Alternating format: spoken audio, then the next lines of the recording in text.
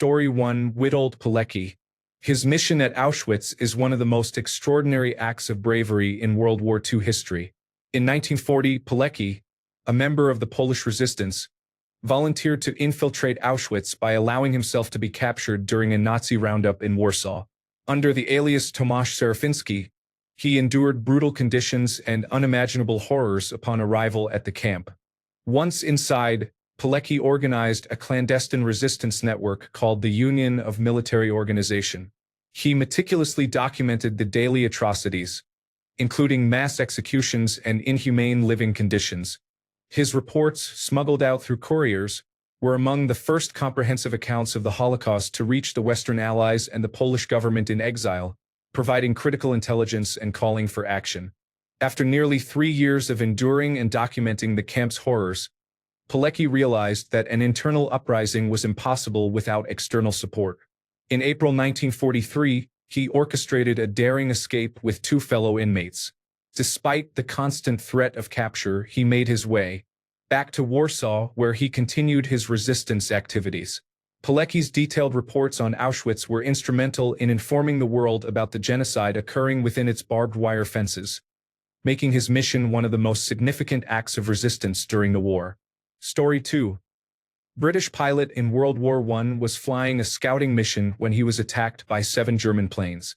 On the first pass, his leg was blown off by the German planes, but he managed to move the plane so his rear gunner could fire on the German fighters. They drove off all 7. The pilot managed to land the plane despite rapidly losing blood and insisted that he deliver his reconnaissance report before receiving medical attention. His back gunner had no idea he had lost his leg until they landed. The pilot won the Victoria Cross for his actions. The pilot's name was Ferdinand West. He survived the war and lived until 1988. Story 3. The life of Peter Julian Ortiz is remarkable. He was a daring individual who seemed like a character from a James Bond film. He was a dual citizen of France and the United States, with a French father and an American mother. He was a combat veteran of the French Foreign Legion, a United States Marine Corps officer, and the most decorated operative of the Office of Strategic Services, the forerunner to the Central Intelligence Agency, in the Second World War. While serving with the Office of Strategic Services and operating with the French resistance in German-occupied France, he was once tasked with rescuing down British Royal Air Force aircrew. Unfortunately, the Germans got there first. Undeterred, he donned a German officer's uniform and used the German language he had learned while a prisoner of war. He had been captured while serving with the Legion during the German invasion of France, but later escaped with the help of an Austrian nurse he had seduced. He bluffed the soldiers holding the aircrew captive into releasing them into his custody. There was still the issue of getting the downed Royal Air Force aircrew out of German-occupied France. He did this using cars he had stolen from the Gestapo's own motor pool, at a time when the Gestapo knew he was there, was actively hunting him, and had a cash bounty on his head. He then used the Gestapo's vehicles to drive the British aircrew safely past German army checkpoints and across the border into neutral Spain. Another highlight of his career was his belief that the presence of a uniformed Allied officer bolstered the morale of the French resistance. When leading the Maquis on sabotage missions or ambushes of German troops, he wore his United States Marine Corps officer's uniform openly in German-occupied France. On another occasion, while eavesdropping on German officers in a French bar, something he frequently did to gather intelligence, he heard one of them drunkenly curse the local resistance, the American operative who had been spotted with them, and President Roosevelt. Rather than simply ignoring it, Ortiz slipped back to a local safe house, changed into his United States Marine Corps uniform, and equipped 2 pistols and a raincoat to conceal his uniform. He then returned to the bar, ordered a round of drinks for the officers, shrugged off the raincoat to reveal his uniform, leveled his pistols at the astonished German officers, and ordered them to raise a toast to the United States Marine Corps and President Roosevelt. Once the officers had completed their toast, he donned the raincoat again and escaped into the night. Some versions of the story claim he killed the officers, but Ortiz denied this, saying he thought it better to keep them alive so they would repeat the tale of how they had been humiliated by the Office of Strategic Services agent they were hunting, which would undermine their morale. Story 4. Miriam Rodríguez Martínez. Her daughter was kidnapped and murdered by the Mexican cartel. The police did not help, so she tracked down and arrested 10 cartel members herself. She knew it could lead to her death. She did it anyway. "I do not care if they kill me," Rodriguez told a friend, according to the New York Times. "I died the day they killed my daughter. I want to end this. I am going to take out the people who hurt my daughter, and they can do whatever they want to me."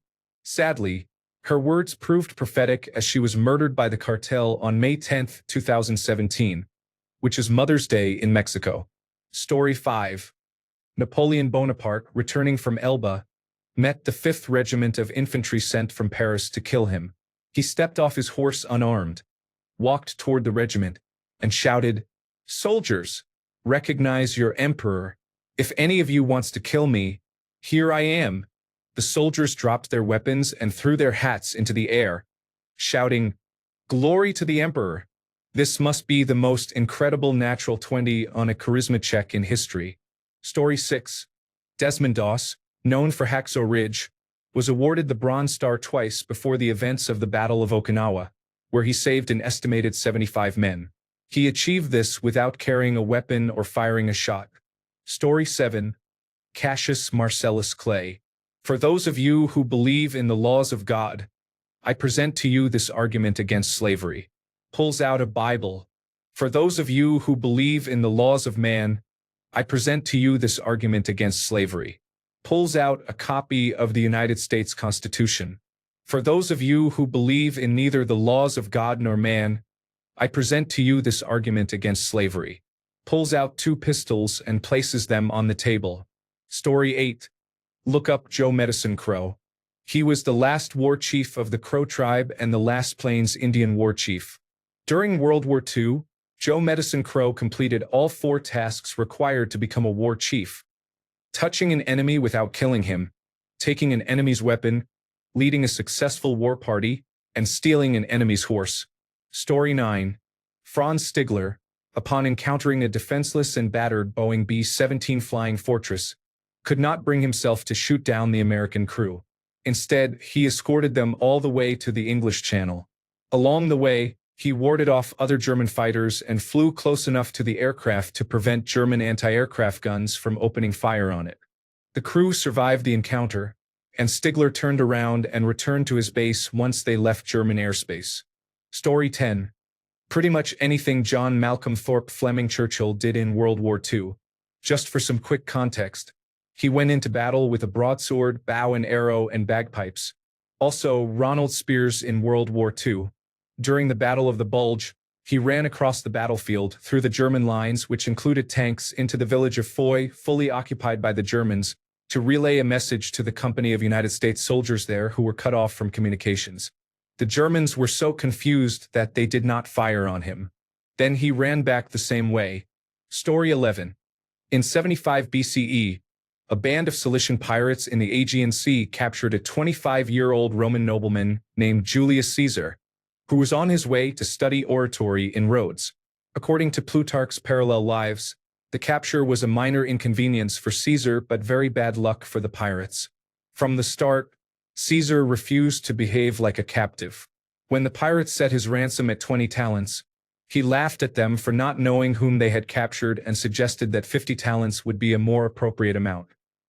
He then sent his entourage to gather the money and settled in for captivity. The pirates must have been dumbfounded. It is not every day that a hostage negotiates his ransom up. Caesar made himself at home among the pirates, bossing them around and shushing them when he wanted to sleep.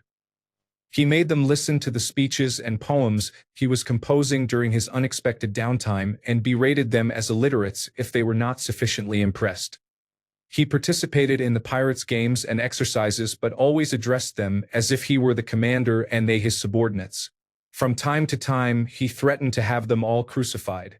They took it as a joke from their overconfident, slightly eccentric captive. It was not a joke. After 38 days, the ransom was delivered and Caesar was freed. Astonishingly, he raised a naval force in Miletus, despite holding no public or military office, and pursued the pirates. He found them still camped on the island where he had been held and brought them back as his captives. When the governor of Asia hesitated to punish them, Caesar went to the prison where they were held and had them all crucified. Story 12. Leo Major single-handedly liberated an entire town and captured 93 German soldiers. Story 13. First Lieutenant John Robert Fox, United States Army, World War II. He and his forward observer party were holed up in a small town in Italy where German forces began to overrun the town. Knowing that reinforcements would not arrive in time, he radioed for an artillery strike on his position. His battalion commander objected, but Fox insisted. The strike killed over 100 German soldiers and delayed them long enough for Allied forces to arrive. Fox and his party were killed in the strike, but many lives were saved. This occurred in 1944. The sad part is that he was denied the Medal of Honor until 1997 because Lieutenant Fox was black. Story 14. After multiple failed assassination attempts by the Soviet Union, Josip Broz Tito sent a letter to Joseph Stalin saying, "Stop sending people to kill me. We have already captured 5 of them, one with a bomb and another with a rifle. If you do not stop sending killers, I will send one to Moscow, and I will not have to send a second one." There were no further attempts.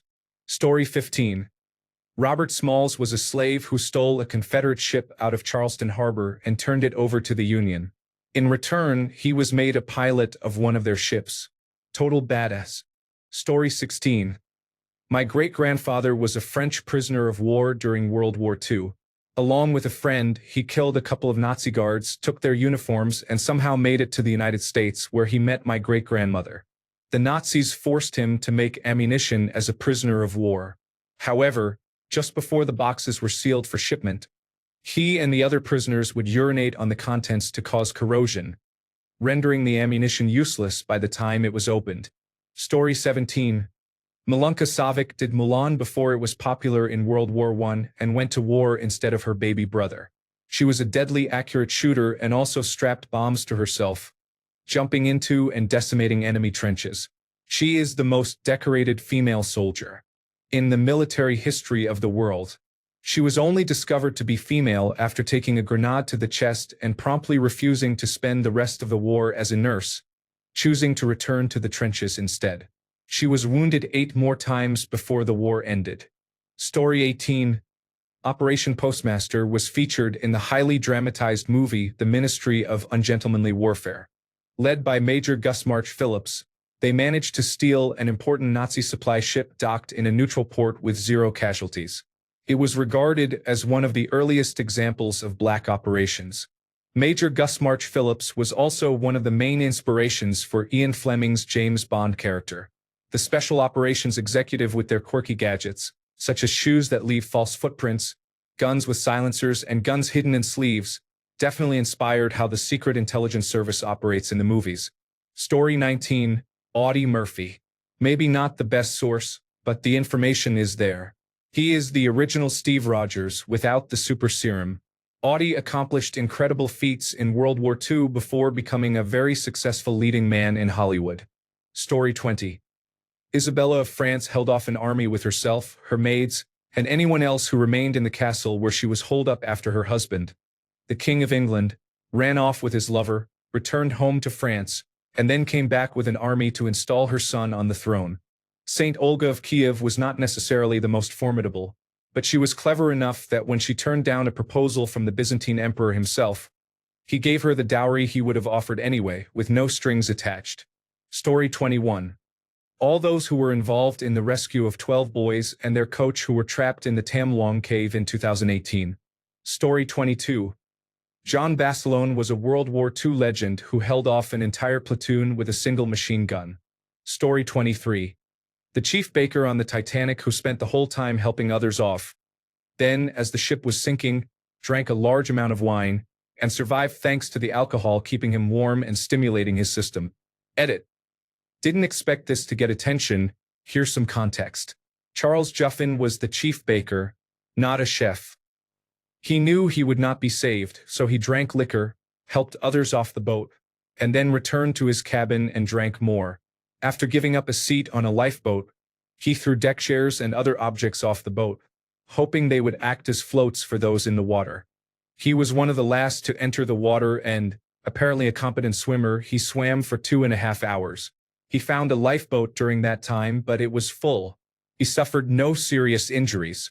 It was assumed that the alcohol helped his survival, but as pointed out, alcohol causes vasodilation, which can make you lose body heat despite the illusion of warmth. Therefore, his survival was likely due to keeping a cool head. Story 24. Stanislav Petrov, the man who saved the world from nuclear annihilation. During the Cold War in 1983, he was the commanding officer at an early warning satellite command center in Russia. The system detected one, and then another 5 nuclear missiles fired from the United States toward Russia.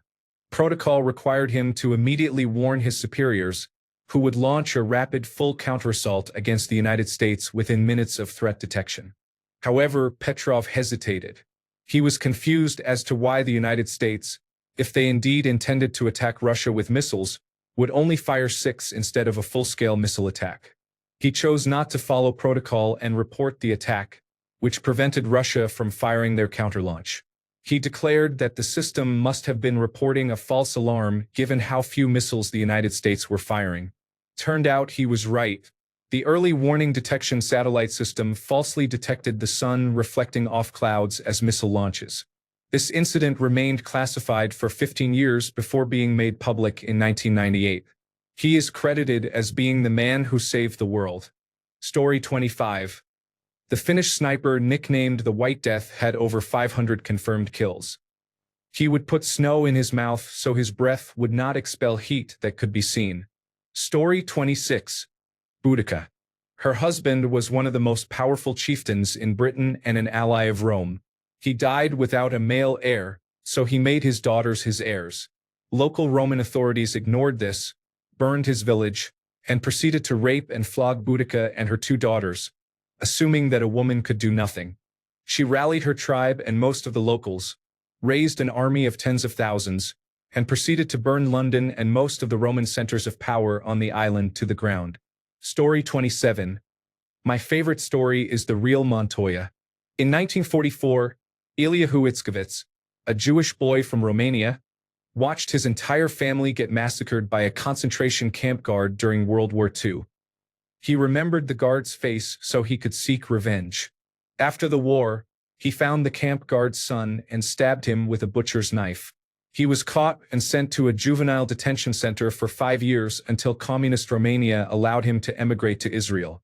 After being drafted into the Israel Defense Forces, he somehow found out he was serving in the French Foreign Legion in Indochina. He deserted the Israel Defense Forces, joined the Legion, was deployed to Indochina, and ended up in the same squad as the camp guard, who was the squad leader. The guard did not recognize him. He volunteered to go on patrol with his family's killer. When he managed to separate the two from the rest of the patrol, he announced who he was and killed the guard. After his enlistment, which lasted 5 years in the French Foreign Legion, he was sent to prison, not for the murder, but because he deserted the Israel Defense Forces. He served 1 year in prison. Worth it. Story 28. Vasily Arkhipov was a Soviet naval officer. He was the only person among 3 men on a nuclear submarine to oppose and revoke the decision to launch a nuclear bomb toward a United States ship, which could have caused a potential nuclear war. Story 29. This child survived the Florida school shooting by using a body as a human shield to protect themselves.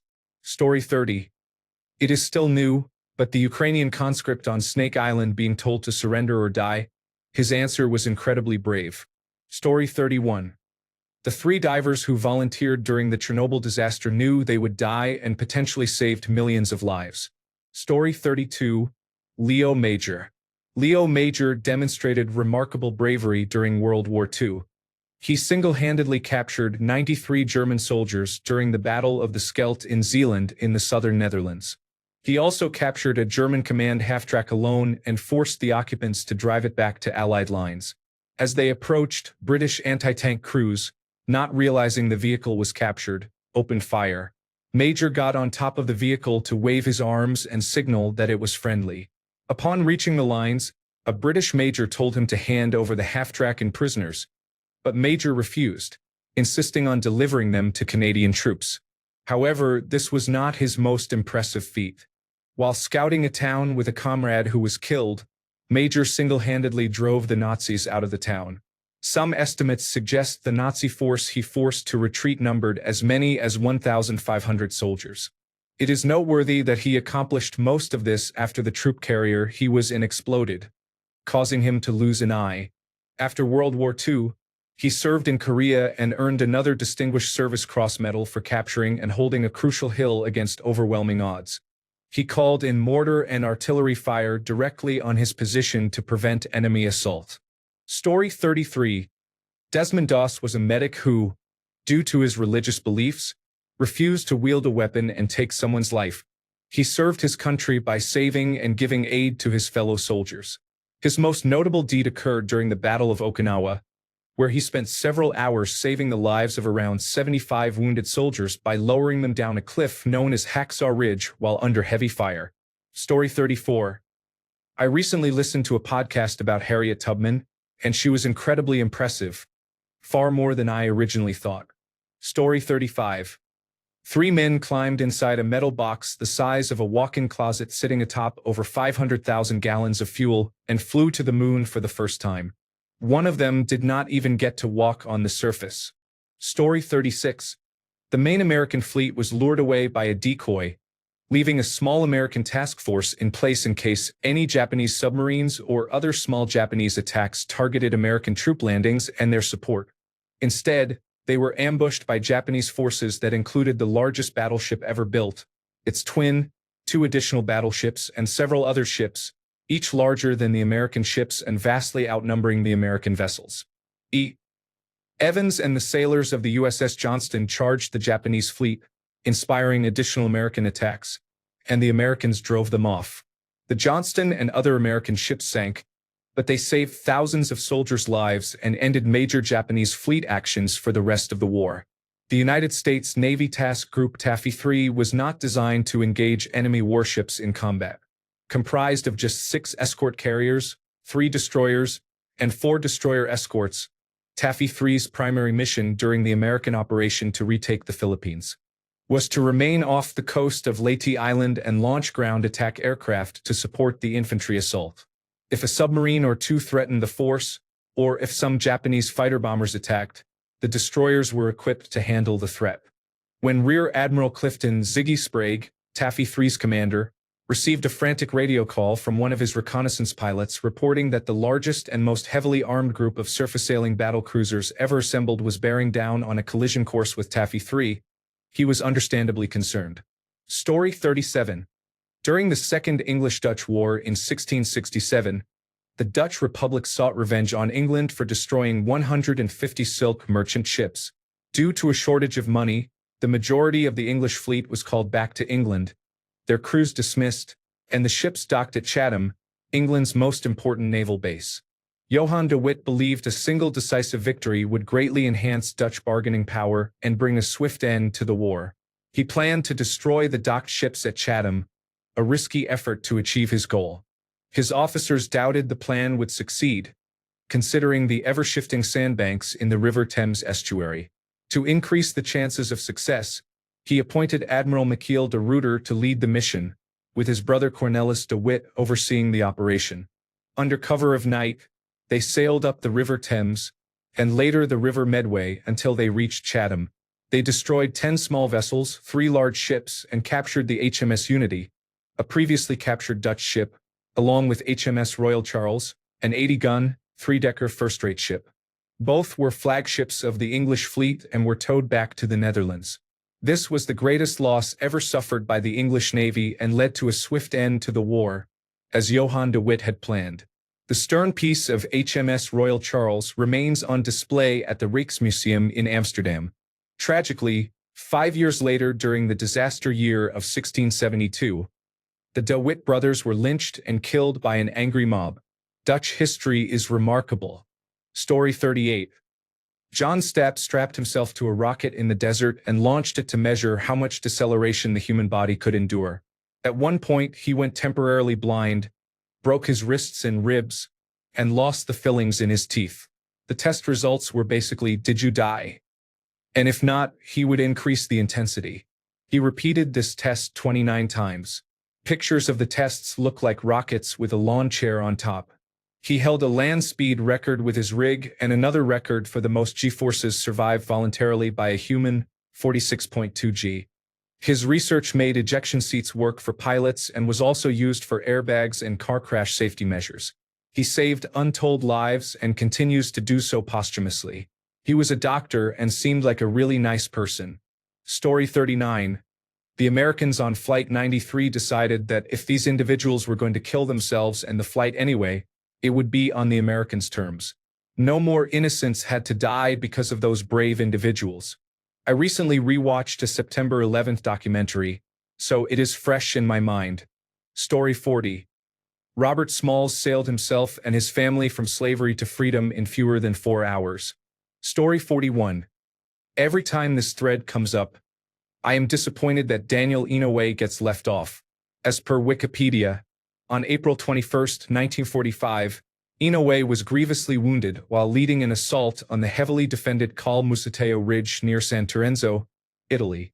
The ridge served as a strong point of the German fortifications known as the Gothic Line, the last and most unyielding line of German defensive works in Italy. During a flanking maneuver against German machine gun nests, Inouye was shot in the stomach from 40 yards away. Ignoring his wound, he proceeded with the attack and, together with the unit, destroyed the first 2 machine gun nests. As his squad distracted the 3rd machine gunner, the injured Inouye crawled toward the final bunker and came within 10 yards. As he prepared to toss a grenade inside, a German soldier fired a 30mm Skyspitzer anti-personnel rifle grenade at Inouye, striking him in the right elbow. Although it failed to detonate, the blunt force of the grenade amputated most of his right arm at the elbow. The nature of the injury caused his arm muscles to involuntarily squeeze the grenade tightly via a reflex arc, preventing his arm from going limp and dropping a live grenade at his feet. This injury left him disabled, in terrible pain, under fire with minimal cover and staring at a live grenade clenched in a fist that suddenly did not belong to him anymore. Inouye's platoon moved to his aid, but he shouted for them to keep back out of fear his severed fist would involuntarily relax and drop the grenade. As the German inside the bunker began reloading his rifle with regular full metal jacket ammunition to finish off Inouye, Inouye pried the live hand grenade from his useless right hand with his left and tossed it into the bunker, killing the German. Stumbling to his feet, Inouye continued forward, killing at least one more German before sustaining his 5th and final wound of the day in his left leg. Inouye fell unconscious and awoke to see the worried men of his platoon hovering over him. His only comment before being carried away was to gruffly order them back to their positions, saying, "Nobody called off the war." By the end of the day, the ridge had fallen to American control without the loss of any soldiers in Inouye's platoon. The remainder of Inouye's mutilated right arm was later amputated at a field hospital without proper anesthesia, as he had been given too much morphine at an aid station and it was feared any more would lower his blood pressure enough to kill him. The war in Europe ended on May 8th, less than 3 weeks later. He then went on to spend 50 years as the United States Senator for Hawaii. Story 42. On May 2, 1968, a 12-man Special Forces patrol, which included 9 Montagnard tribesmen, was surrounded by a North Vietnamese Army infantry battalion of about 1,000 men. Roy Benavidez heard the radio appeal for help and boarded a helicopter to respond. He was a former member of the United States Army Special Forces who was awarded the Medal of Honor for his actions in Vietnam. He is best known for surviving the impossible as he went to save his outnumbered comrades. The helicopter could not land because of the intense small arms fire, so he jumped from the hovering helicopter around 30 to 50 feet in the air armed with only a knife. He then had to run 75 meters to his comrades where he was shot in the leg and face on the way. Once he got there, he started rescuing his squad mates and while doing so, got shot in the gut and took a grenade to the back. After all of this, he was miraculously still mobile and kept going. Roy then found out the helicopter he previously jumped from had crashed, so he rescued the wounded pilot from the wreckage and proceeded to call in airstrikes and request another rescue attempt. He was then shot in the thigh a couple more times, and on his trip to the backup rescue helicopter, He engaged in a battle with a North Vietnamese army soldier who stabbed him with his bayonet. Benavides pulled it out, drew his own knife, killed him, and kept going, leaving his knife in the enemy soldier's body. He later killed 2 more enemy soldiers with an AK-47 while providing cover fire for the people boarding the helicopter. Once he finally made it back to the chopper, he allowed his comrades to pull him in. When they arrived back at the base, a doctor examined him but believed Benavides was dead. The doctor was about to zip up the body bag when Benavides managed to spit in his face to show that he was alive. Benavides had a total of 37 separate bullet, bayonet, and shrapnel wounds from the 6-hour fight with the enemy battalion. Story 43. Audie Murphy, the man, couldn't walk with the number of medals on his chest. Medal of Honor, Distinguished Service Cross, Silver Star 2, Legion of Merit, Bronze Star Medal 2, 1 with Valor Device, Purple Heart 3, Legion of Honor France, Croix de Guerre with Silver Star, France, Croix de Guerre 8 Palmes, Cri, France, Croix de Guerre 8 Palmes, Belgium, Outstanding Civilian Service Medal, Texas Legislative Medal of Honor. Story 44. Faking your own death to enter a fortified city in a coffin, jumping out, killing the bishop presiding over your burial, opening the gates, and pillaging the place with your Viking companions. There are many possible examples. Horribly mutilated soldiers who, after their heroics, drag their nearly lifeless bodies back to base across great distances. Building a bridge across the Rhine in 10 to 12 days. Raiding the Germanic tribes and then burning the bridge. Being a famous Chinese general who, when finally cornered in a town by your enemy and their massive army, sits atop an open gate playing the lute, causing the enemy to fear a trap and retreat. These are just a few that come to mind, but I think I like the Viking example best. Story 45. Cliff Young broke the record for the Sydney to Melbourne ultramarathon. Before Cliff, the top ultramarathoners would complete the race in about 7 days by running 17 hours a day and sleeping for 7 hours. Then came Cliff, a 61-year-old sheep farmer who had previously been diagnosed with arthritis in his knees. He showed up unexpectedly wearing worn-out old shoes. When asked why he was in the race, he said something like, "We could never afford a dog on the farm, so when the storms come in, I have to chase the sheep down. That takes about 3 days, so I figure this will take another 2. People laughed. The race started, and Cliff began running with a funny little shuffle, causing more laughter. By the end of the first day, he was far behind. Everyone went to bed and forgot about him. In the morning, they were no longer laughing. Cliff had been running all night and was far ahead. Running down the sheep meant he had run across thousands of sheep over thousands of acres for 3 days straight. He ended up sleeping only about 1 hour a night. For 5 straight days, not only did he win, but he broke the record by almost 2 full days. He only learned about the $10,000 prize money after he won and promptly divided it among the other racers because they worked just as hard as I did. He started the race unknown and finished as a national treasure. Story 46. Not the most impressive achievement, but just a couple of months ago, Englishman Russ Cook completed his run from the southernmost to the northernmost point of Africa. Almost 10,000 miles in just under a year. That is more than a standard marathon every day. Story 47. The formation of the workers' unions in America was impressive. There was a strong determination and advocacy for the working class. Story 48. Read the biography of Christopher Lee. He was one of the greatest men to be in the limelight, yet he still flew under the radar. Also, Sir Ranulph Fiennes is widely accepted as the greatest living explorer and possibly the greatest living human. Story 49. Mad Jack Churchill, Scottish soldier during World War II. He really did not like guns. He was not opposed to violence, he just felt guns took the sport out of it. Jack was subsequently photographed charging the beaches of Normandy with a broadsword and a longbow. He was so determined that he actually managed to capture 40 German soldiers by himself at one point, again without using guns. Story 50. Samuel Whitmore was 78 when the British attacked Concord and Lexington and were driven back to Boston on April 19, 1775. This event is considered the start of the American Revolution. He was farming when he heard what had happened and that the British were coming through Menotomy, now Arlington. He retrieved his musket and pistols and hid behind a wall.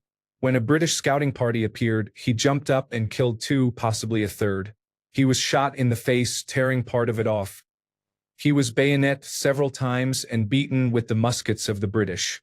They left him for dead as they retreated back to Boston. However, he did not die. He died almost 18 years later, on February 2, 1793. Story 51. Not what was done, but what was said. In 1912, the German emperor visited Switzerland and asked a Swiss minister what the 250,000-strong Swiss army would do if Germany attacked with 500,000 troops. The reply was, "Shoot twice and go home." Story 52. Senator Daniel Inouye. On April 21, 1945, enemy machine guns opened fire and struck Inouye in the chest as he and his men approached the village of San Terenzo. Showing no visible signs of his wound, he led his men forward. Approaching an enemy bunker, Inouye used his submachine gun and grenades to kill two German machine gun crews. As he raised another grenade to throw at a third German position, an enemy grenade hit Inouye, resulting in the loss of his arm. To Inouye's dismay, he noticed the primed grenade still clutched in his disembodied fist. Despite his wounds, he ordered his men to stay back and transferred the primed grenade to his remaining hand. He threw the grenade at the enemy and continued to fight with his submachine gun. Roy Benavides has an outstanding Medal of Honor citation as well. Story 53. Emmett Till was a black boy who was taken away in the night by two men because he had supposedly flirted with a white woman. They beat him until he was unrecognizable and threatened to kill him, but he continued to brag about his white girlfriend and refused to be afraid of them. His mother had told him to bow down before a white person if he had to, but he did not. Sadly, the two men shot him in the head, and although they were charged with murder, they were found innocent. His mother showed great courage and insisted on having an open casket funeral so people could see what happened to her son. Viewer discretion is advised. Story 54. Alan Pierce, also known as the determined nurse who drove his Toyota Tundra through a raging wildfire twice to transport people to safety. An incredible story. I have seen his melted truck in person and also met him with his new truck. Humble and an absolute remarkable person. Story 55. On September 16, 1976, Shavrsh Karapetyan was jogging alongside Yerevan Lake with his brother Kumo. Karapetyan had just completed his usual fin swimming distance of 20 kilometers when he heard the sound of a crash and saw a sinking trolleybus. The trolleybus had lost control and fallen from a dam wall, lying at the bottom of the reservoir, approximately 25 meters offshore at a depth of 10 meters. Despite the challenging conditions of sewage-contaminated waters and poor visibility due to silt, Karapetyan courageously dived in and used his legs to kick open the back window of the trolleybus. He managed to rescue 46 out of the 92 passengers on board, saving the lives of 20 individuals. In total, he dove 20 times, each dive lasting about 25 seconds, and pulled out a total of 37 people. 9 others escaped on their own through the window he broke. Unfortunately, only 20 of the 46 survived despite medical attention at the scene. The combined effect of multiple lacerations from glass shards led to Karapetyan's hospitalization for 45 days, as he developed pneumonia and sepsis. Subsequent lung complications prevented Karapetyan from continuing his sports career. He did, however, insist on one last meet despite his damaged lungs and managed to set a new world record despite the pain. Story 56. The Battle of Stamford Bridge, September 1066, in Yorkshire, England. Sagas have been sung praising the berserker who fended off 40 Englishmen before falling to a spearman below the bridge. This event marked the end of the Viking Age, but the bravery of this warrior has not been forgotten. Story 57. Julius Caesar was captured by pirates when he was young. When he was told the ransom they wanted for him, he laughed and said he was worth more. Later, after the ransom was paid, he created his own navy, captured the pirates, and had them crucified. Story 58. Free solo climb of El Capitan by Alex Honnold is hands down the most incredible athletic accomplishment in recorded history. Story 59. Imo Koivunen was a Finnish soldier on ski patrol when his group was surrounded by Soviet forces. He and some members of his patrol escaped, and while on the run, he consumed the patrol's entire supply of Pervitin, a methamphetamine, in desperation when he became fatigued. He spent about a week in a drug-induced haze during which he skied over 400 kilometers, ate only pine buds and a single bird he caught and ate raw, and was injured by a landmine. When found by friendly forces, he was taken to the hospital, where his heart rate was measured at 200 beats per minute, and his weight had dropped to 43 kilograms. Story 60. René Jalbert was the Canadian sergeant at arms who talked a mass shooter down in Montreal in 1984. It was the coolest, most impressive thing I have ever seen. Here is a short video of the interaction. Certified legend. Story 61. Joe Medicine Crow fulfilled all the requirements to become a war chief for his tribe while fighting in World War II. Story 62. Women giving birth.